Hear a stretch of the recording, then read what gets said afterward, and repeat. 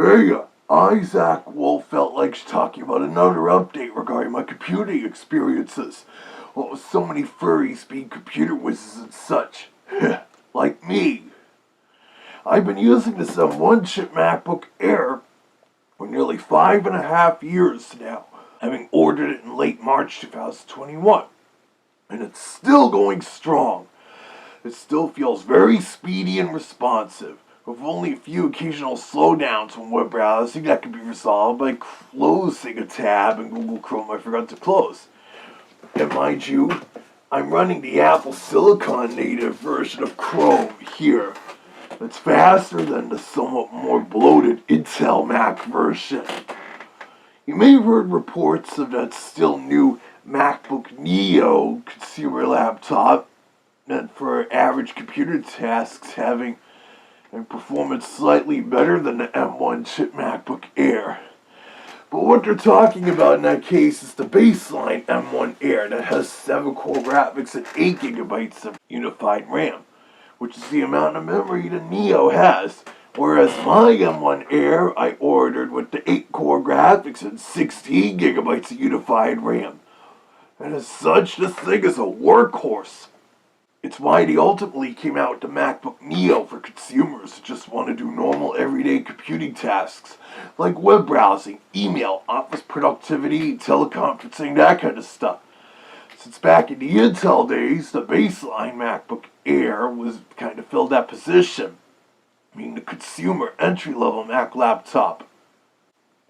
But then the Apple Silicon transition made the MacBook Air almost as powerful as their baseline MacBook Pro using the same chip.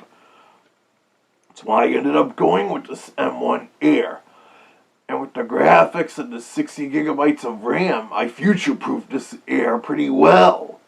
But, and this is a somewhat big but, a while back I began to run low on internal storage since I ordered this with a 512 gigabyte internal solid state drive. Back in 2021, and Mesa still had ample free storage space, but until a few weeks ago, I ended up having only 50 to 60 gigabytes of available space left. Especially with newer versions of apps I use increasing in size, and with the Mac notebook since the late 2010s, you can't just swap out the internal drive with a bigger one like you would with older Macs, even the first two MacBook Air generations. But I heard on the Mac Rumors forum of people being able to detach the onboard SSD and solder a new one in its place. So I looked things up and found a computer specialist in Brooklyn, New York, who could perform such storage upgrades on Apple Silicon Macs. So nearly 3 weeks ago, I placed the order to have this Air's SSD replaced with a 1 terabyte drive. I did a time machine backup of the system and packed it with its upgrade order form to send to Brooklyn. During that week-long period, it was either transit or being upgraded. I got by using my backup Mac here. This here is the late 2019 16-inch MacBook Pro, which remained available until it was replaced in late 2021 with the first 16-inch Apple Silicon MacBook Pros utilizing the M1 Pro and Max chips. It has the refined scissor keyboard, better than that flimsy butterfly type keyboard its 2016 and 19 predecessors had. I bought this for, as I said, my backup Mac laptop. Like for any tasks that we still require an Intel-based Mac, like running certain games and software on a Windows XP virtual machine for Let's Play commentary videos and the like. And it already has a 1 terabyte SSD. But even with this baby having a 6-core, 2.6 gigahertz Intel Core i7 processor, 32 gigabytes of system RAM, and an AMD Radeon Pro 5300M graphics card with 4 gigabytes of dedicated video RAM, this actually felt noticeably slower than my M1 MacBook Air, even when running the same operating system, macOS 26 Tahoe, and this is the last macOS version that will support Intel Mac systems. Booting this up could take nearly twice as long as my M1 Air, and it would render an audio or video project slightly longer than the Air, maybe by 20% more. And of course it generates more heat, and so it gets hot quickly. but at least it has 2 fans. In comparison, my M1 Air here rarely gets hot, since that Apple Silicon processor doesn't generate as much heat.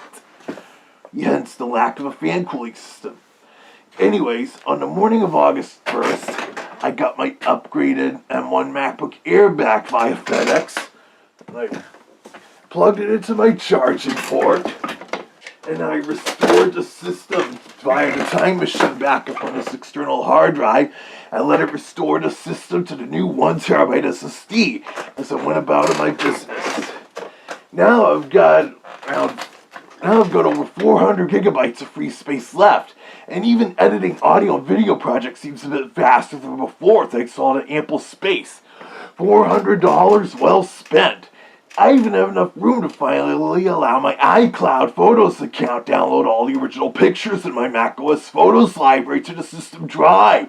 As on the older one, I had to use iCloud Photos to free up storage space, taking up nearly 10 times as less space as the Photos library with all the original images downloaded. It makes syncing my Photos library to my iPhone here and my iPad a lot easier too. Especially if I'm on the go somewhere, like at a furry convention's hotel room and I want to sync new photos I just took to my iPad or whatever. But yeah, over 5 years of the Apple M1. After buying it over 5 years ago, this M1 MacBook Air still holds up very well, especially after the SSD upgrade I recently got. I hope you guys found this somewhat informative, and so keep watching this channel to see whatever me or Sam Valentino or the others here do next.